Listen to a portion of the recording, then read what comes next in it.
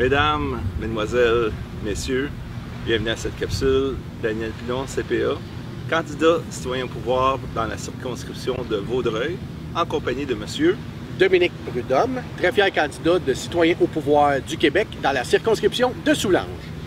On va vous parler un peu, évidemment, de politique. Et récemment, il y a eu pas mal d'actions. Il y a eu Mme Gertrude qui a flirté un peu avec tout le monde, finalement. Oui, bien, j'ai trouvé ça quand même un drôle d'adon, tu sais, qu'elle s'appelle Bourdon, parce qu'elle a butiné à quelques fleurs avant de se décider et de choisir la CALQ.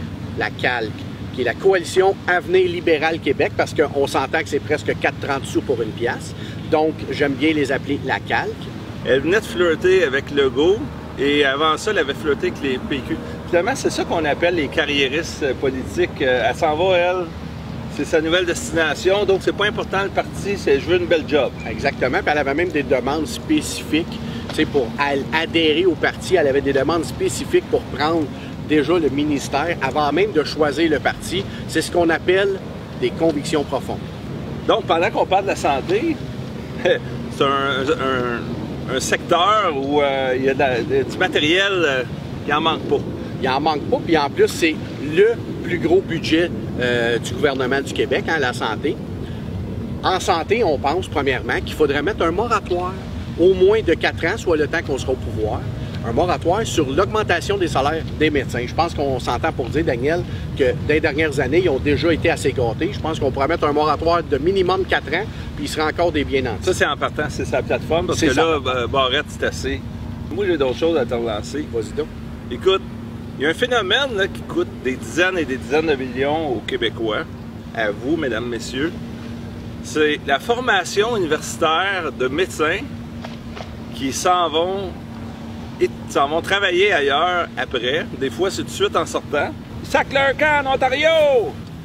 Donc, on parle... Écoute, mesdames, messieurs, c'est sérieux, on parle de votre argent, là. Okay? Je vais vous expliquer la problématique avec les universités. Ça coûte... Le gouvernement octroie en subvention aux universités à travers le Québec environ 3 milliards dans une année. Et c'est basé sur plein de trucs. Tu regarderas les états financiers de l'université, il y en a du stock. Mais le nombre d'étudiants, de diplômés, etc., ça prend de la place. Et McGill, eux, avec leur grosse structure administrative, ils ont des grosses subventions.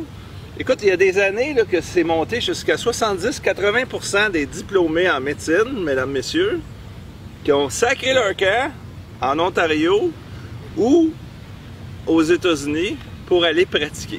Donc, ils ont été formés sur notre bras.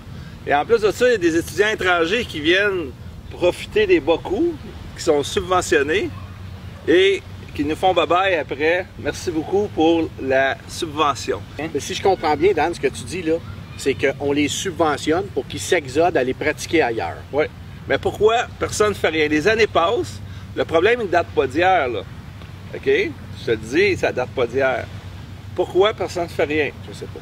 Parce que, mesdames, messieurs, est-ce que ça se pourrait que les gens, à McGill, entre autres, soient bien contents d'avoir des subventions et qui attirent le monde, puis que finalement, après ça, c'est pas leur problème? Mais chose certaine, un étudiant en médecine, ça peut coûter, en gros, là, un 250 000 facile. OK? Et si 80% ou 70% des étudiants de McGill, exemple, mais ça se passe ailleurs aussi, mais McGill a été pointé, ça fait longtemps. S'il y a 200 étudiants, écoute, mais en 150 qui s'en vont, combien que ça fait, ça, mon chum, à la fin de l'histoire, qu'on a donné en subvention? On peut parler peut-être de 30-40 millions. Ça, c'est des problèmes qu'on connaît, qu'on ne se règle pas. Puis nous autres, chez Citoyens au pouvoir, les problèmes, en 4 ans, on va les régler un par un. Ça va vous prendre plus que 4 ans! On va travailler fort, on s'en va pas là pour jouer au golf puis parader. Tu peux être sûr qu'on se poignera pas le bain. Qu'est-ce que tu penses de ça, toi, Dominique? Bien, moi, je pense que juste le fait que dans notre plateforme, justement, on parle de certaines clauses contraignantes qui vont obliger les médecins qui vont venir profiter des subventions pour avoir l'enseignement et la formation pour devenir médecin. On va les obliger, en quelque sorte, de devoir pratiquer ici pendant un certain nombre d'années. Quand ils vont rentrer en médecine, on va dire « signez ici, s'il vous plaît ». Exactement. Puis, s'ils partent avant 10 ans, ils vont rembourser. On va avoir un calcul qui va être équitable, plus intérêt. Par ici la monnaie, s'il vous plaît. C'est ça. On va arrêter de faire rire de nous autres puis d'être complices. Il faut être juste. C'est que quand on est juste, on dort bien la nuit puis on a bonne conscience. Puis je pense que c'est pas exagéré d'arrêter de subventionner un exode. Dominique Prudhomme, écoute, on se reprend. Ça m'a fait plaisir, mon chum. Oui, monsieur. J'espère que ça vous a plu et on vous dit à la prochaine capsule. Et n'oubliez pas, le 1er octobre, votez pour Citoyen au pouvoir du Québec. Merci d'avoir été à l'écoute.